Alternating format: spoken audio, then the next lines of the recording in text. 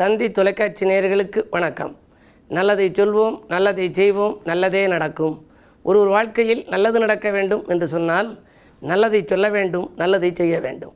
அந்த அடிப்படையில் இன்றைக்கு 16/3/2015 திங்கட்கிழமை உத்திராடம் நட்சத்திரம் இரவு 6:30 வரை, பிறகு திருவோணம் நட்சத்திரம்.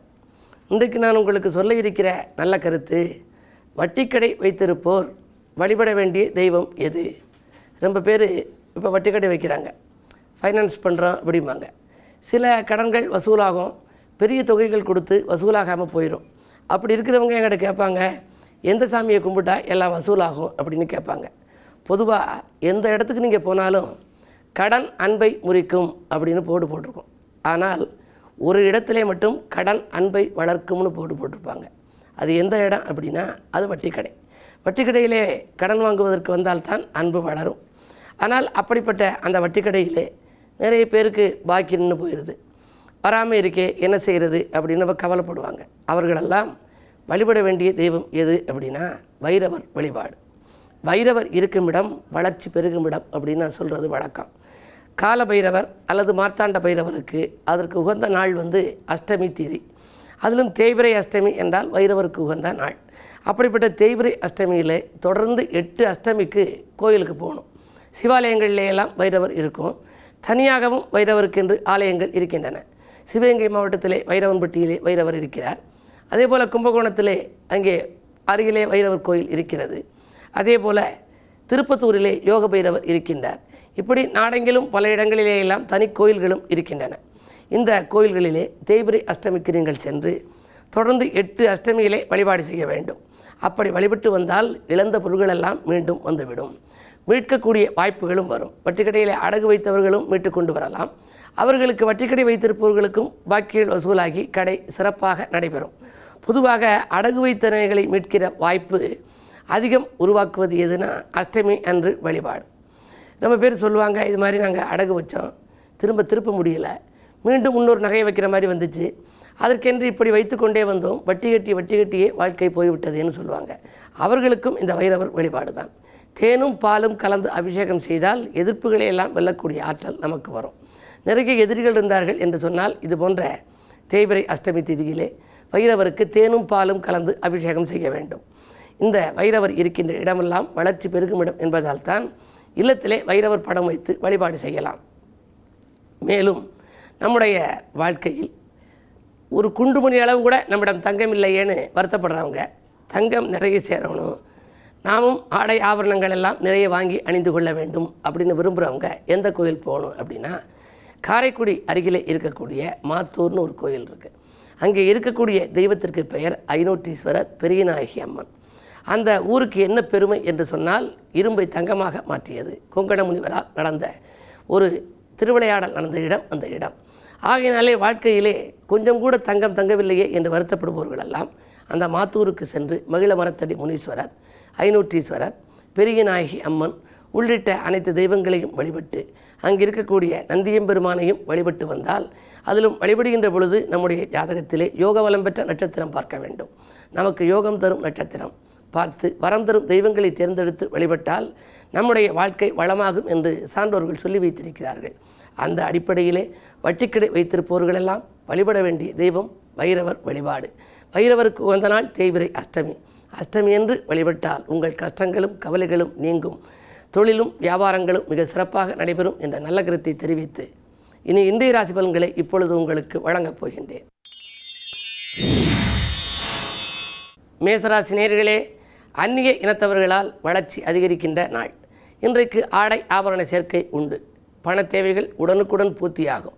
தனாதிபதியாக இருக்கக்கூடிய சுக்கிரன் உங்கள் ராசியில் இருப்பதால் நீங்கள் எதை செய்ய நினைத்தீர்களோ அதை செய்வதற்கு உகந்த விதத்திலே பண தேவைகள் உடனுக்குடன் உங்களுக்கு வந்து சேரும். பெண்வெளி பிரச்சனைகள் அகலும். குடும்ப முன்னேற்றம் கருதி எடுத்த முயற்சிகளிலும் உங்களுக்கு வெற்றி உண்டு. ராசிநாதன் 12இல் இருப்பதால் பயணங்களால் உங்களுக்கு பலன் கிடைக்கும். ரிஷபராசினியர்களே, வங்கி சேமிப்பு கரைகின்ற நாள். வாங்கல் கொடுக்கல்களிலே கொஞ்சம் கவனம் தேவை. ஏனென்று சொன்னால் உங்கள் ராசிநாதன் 12இலே சஞ்சரிக்கின்றார். எனவே அதிகாலையிலேயே கூட உங்களுக்கு விரயங்கள் ஏற்படலாம். விலை உயர்ந்த பொருட்களை விற்க நேரிடுகிறது என்று கவலைப்படுவீர்கள். வீட்டில் உள்ள குடும்ப உறுப்பினர்களை அனுசரித்து சென்றால்தான் உங்களுக்கு ஆதாயம் கிடைக்கும். பாக பிரிவினைகள் இழுபறி நிலையில்தான் இருக்கும். மிதுனராசி நேயர்களே, உங்களுக்கெல்லாம் எதிரிகளின் தொல்லை அதிகரிக்கின்ற நாள். எதை செய்தாலும் கொஞ்சம் யோசித்து செய்வது நல்லது. காரணம், இன்றைக்கு சந்திராஷ்டமம். பணம் வந்த மறுநிமிடமே செலவாகிவிடலாம். ஆரோக்கிய தொல்லைகளும் ஏற்படும். பயணங்களை கூட நீங்கள் மாற்றி அமைப்பீர்கள். பக்கத்தில் இருப்பவர்களிடம் பக்குவமாக பேசினால்தான் காரியங்களை நீங்கள் சாதித்து கொள்ள இயலும். கடகராசி நேயர்களே, அலைச்சலுக்கேற்ற ஆதாயம் கிடைக்காத நாள். அலைபேசி வழி தகவல் உங்களுக்கு ஆச்சரியப்பட வைக்கும். ராசிநாதன் சந்திரன் இன்றைக்கு சப்தமஸ்தானத்தில் இருக்கிறார். இருந்தாலும் உங்கள் ராசியிலே வீற்றிருக்கின்ற குரு பகவான் வக்ர இயக்கத்தில் இருக்கின்றார். அப்படி குரு பகவான் வக்ர இயக்கத்தில் இருக்கின்ற பொழுது 6ஆம் இடத்திற்கு அதிபதியானவர் வக்ரம் பெற்றால் தொழில் உத்தியோகத்தில் கொஞ்சம் எச்சரிக்கையோடு இருக்க வேண்டும். கூட இருப்பவர்களால் சில தொல்லைகள் ஏற்படலாம். மருத்துவ செலவுகளும் உங்களுக்கு உண்டு. என்ன இருந்தாலும் மாலை நேரத்தில் வரும் பயணங்களை ஏற்றுக்கொள்வதா வேண்டாமா என்று சிந்திப்பீர்கள். நீண்ட தூர பயணங்களை தவிர்ப்பதுதான் நல்லது. சிம்மராசினியர்களே, உங்களுக்கெல்லாம் அனுசரித்து செல்வதன் மூலமே ஆதாயம் கிடைக்கின்ற நாள். அருகில் இருப்பவர்களை கொஞ்சம் அனுசரித்து கொள்ள வேண்டும். காரணம், உங்கள் ராசிநாதன் 8லே மறைந்திருக்கின்றார். 8லே மறைந்திருக்கின்ற பொழுது, ராசிநாதன் வலிமை இழந்திருக்கின்ற பொழுது எதை செய்தாலும் நீங்கள் கொஞ்சம் யோசித்து செய்ய வேண்டும். இறைவனையும் கொஞ்சம் பூஜித்து செய்ய வேண்டும். அந்த அடிப்படையில் இன்றைக்கு அரைகுறையாக சில பணிகள் இருக்கிறதே என்று கவலைப்படுவீர்கள். திடீரென திட்டங்களை எல்லாம் மாற்றி அமைப்பீர்கள். எதிரிகளின் தொல்லை மேலோங்கும். மாலை நேரத்தில் கொஞ்சம் மகிழ்ச்சி கூடுதலாக இருக்கலாம்.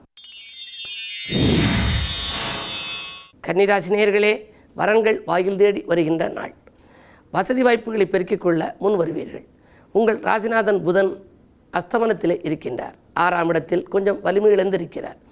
பொதுவாக 4, 7, 10 ஆகிய கேந்திராதிபத்திய தோற்றம் பெற்ற கிரகங்கள் வலிமை இழந்திருக்கின்ற பொழுது யோகங்களை செய்யும்.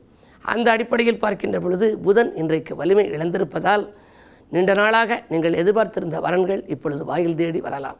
சுபகாரிய பேச்சுக்கள் நல்ல முடிவுக்கு வரும். பண தேவைகள் பூர்த்தியாகும். துலாம் ராசி நேயர்களே, பல நாட்களாக எதிர்பார்த்த பணவரவு இன்று வந்து சேரும்.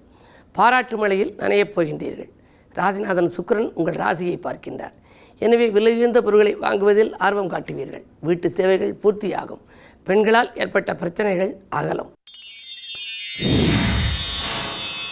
விருச்சிக ராசி நேயர்களே, உங்களுக்கெல்லாம் ஆற்றல் மிக்கவர்கள் கூட்டாளியாக இருந்து அரிய பணிகளையெல்லாம் இன்றைக்கு முடித்து கொடுக்கப் போகின்றார்கள். அதிகாலையிலேயே உங்களுக்கு வரவு வந்து சேரும். சனி வக்ர இயக்கத்தில் இருப்பதால் ஆரோக்கியம் சீராகி ஆனந்தப்படுத்தும். 7 சனி நடைபெற்றாலும் கூட இன்றைக்கு உங்களுக்கு ஒரு நல்ல பலன்கள் நடைபெறப் போகின்றது. காரணம், குரு உங்கள் ராசியை பார்க்கின்றார். அதுவும் வக்ர இயக்கத்திலிருந்து பார்த்தாலும் கூட குரு பார்வையால் பலன் உண்டு. எனவே இன்றைக்கு நினைத்த காரியத்தை நினைத்த நேரத்தில் செய்து முடிப்பீர்கள். நிகழ்கால தேவைகள் உங்களுக்கு பூர்த்தியாகும். தனுசு ராசி நேயர்களே, உங்களுக்கெல்லாம் வீடு மாற்ற சிந்தனை மேலோங்கும் நாள். இருக்கும் இடத்தில் இருக்கலாமா, இல்லை வேறு வீட்டுக்கு மாறிக்கொள்ளலாமா, புதிய வீடு கட்டி குடியேறலாமா என்ற சிந்தனைகள் எல்லாம் மேலோங்கும். விவகாரங்களில் தலையிடாதிருப்பது நல்லது. அருகில் இருப்பவர்கள் ஏதேனும் விவகாரம் செய்தால் அதிலே நீங்கள் கலந்து கொள்ளாதிருப்பது நல்லது. பிறரை விமர்சிப்பதன் மூலம் பிரச்சனைகள் உருவாகலாம். காரணம், உங்கள் ராசிநாதன் 8லே மறைந்திருக்கின்றார். நீண்ட தூர பயணங்கள் வருவது போல் இருந்து கை நழுவி செல்லலாம். என்ன இருந்தாலும் இன்றைக்கு கொஞ்சம் பொறுமையை கடைபிடிக்க வேண்டிய நாள். மகர ராசி நேயர்களே, உங்களுக்கெல்லாம் எதையும் யோசித்து செய்ய வேண்டிய நாள். இலாகா மாற்றங்கள் எதிர்பார்த்தபடி வந்து சேரும். உத்தியோகத்தில் இருப்பவர்கள் உடன் இருப்பவர்களை அனுசரித்து செல்வதுதான் நல்லது. மேலதிகாரிகளை அனுசரிக்காவிட்டால் மிகச்சிறந்த வாய்ப்புகளையெல்லாம் கை நழுவவிடம் நேரிடும். அதே நேரத்தில் இன்றைக்கு உங்கள் ராசிநாதன் சனியும் வக்ர இயக்கத்தில் இருக்கிறார். எனவே ஆரோக்கிய தொல்லைகளையும் சந்திக்க நேரிடலாம். சிறு குறைகள் ஏற்பட்டாலும் கூட உடனடியாக மருத்துவ ஆலோசனைகளை பெறுவதுதான் நல்லது. கும்பராசி நேயர்களே, உத்தியோகம் தொழிலில் உயர்வு கிடைக்கின்ற நாள். இன்றைக்கு உடன் இருப்பவர்கள் உங்கள் முன்னேற்றத்திற்கு வித்திடுவார்கள். மாமன் வழி ஒத்துழைப்பு உங்களுக்கு கிடைக்கும். வீடு கட்ட வேண்டும் அல்லது வாங்க வேண்டும் என்று சிந்தித்திருந்தால் அது கூட வெற்றி பெறுவதற்கான அறிகுறிகள் தென்படுகின்றன. என்ன இருந்தாலும் உங்களுக்கும் ராசிநாதன் சனி அது வக்ர இயக்கத்தில் இருக்கின்றார். எனவே உடல்நிலை தொல்லைகளுக்கு ஆட்பட நேரிடலாம். சிறு செலவுகள் உண்டு. மீனராசி நேயர்களே, உங்களுக்கெல்லாம் பண தேவைகள் கடைசி நேரத்தில் தான் பூர்த்தியாகும். பாகப்பிரிவினைகள் சுமூகமாக முடியலாம். சூரிய பலம் உங்கள் ராசியில் இருக்கிறது. உத்தியோகத்தில் எதிர்பார்த்த மாற்றங்கள் வந்து சேரும். தொழில் மாற்ற சிந்தனைகள் ஒரு சிலருக்கு மேலோங்கலாம். உடன்பிறப்புகளால் உங்களுக்கு ஒரு நல்ல காரியம் இன்றைக்கு இல்லத்தில் நடைபெறப் போகின்றது. மேலும் விவரங்கள் அறிய தினத்தந்தி படியுங்கள்.